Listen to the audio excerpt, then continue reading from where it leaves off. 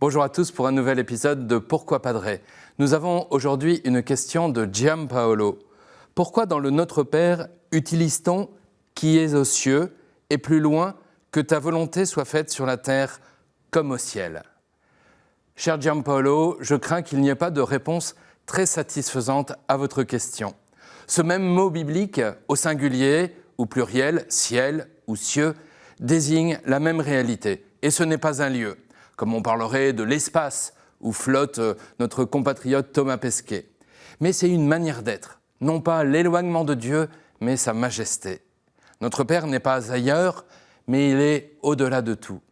Alors commencer cette belle prière par ces mots « Notre Père qui es aux cieux » est une manière pour Jésus, qui nous apprend cette prière, d'élever notre regard vers plus grand que nous.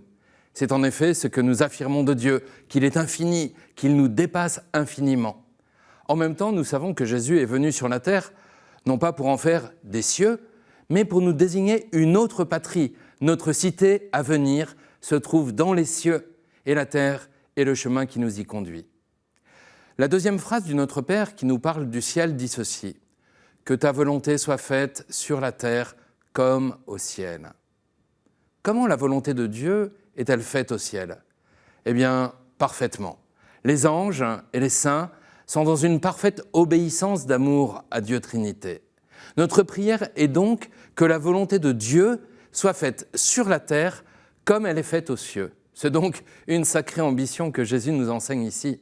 Non seulement que sa volonté soit faite sur la terre, c'est-à-dire sur toute la terre, mais également que cette volonté soit accueillie par tous les hommes comme elle l'est au ciel. Cela nous semble impossible ? Oui, effectivement.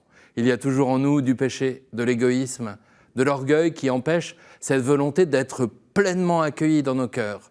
Mais justement, Jésus nous apprend à demander à Dieu l'impossible. Aux hommes, c'est impossible, mais à Dieu, tout est possible.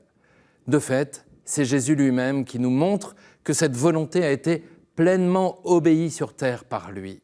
Il a toujours fait ce que le Père voulait. À chaque instant de sa vie, Jésus reste comme branché sur la source divine.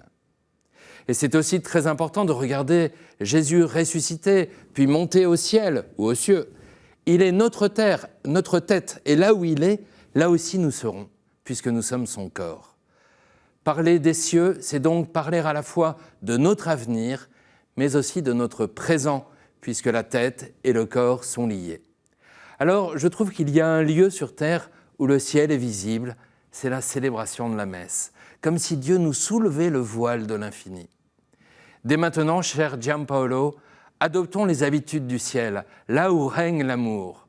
Comme le disait un des écrits les plus anciens du christianisme à propos des chrétiens, « Ils passent leur vie sur terre, mais sont citoyens du ciel ». Giampaolo, au ciel, aux cieux, soyez-en sûrs, c'est vers là que vous marchez et c'est là que vous avez déjà une place au singulier, avec toute l'Église dans laquelle se réunit l'humanité au pluriel. On peut poser d'autres questions en envoyant un mail à l'adresse pourquoipadre@ktotv.com ou alors sur les réseaux sociaux. Vous retrouverez cette vidéo et plein d'autres sur ktotv.com. À bientôt.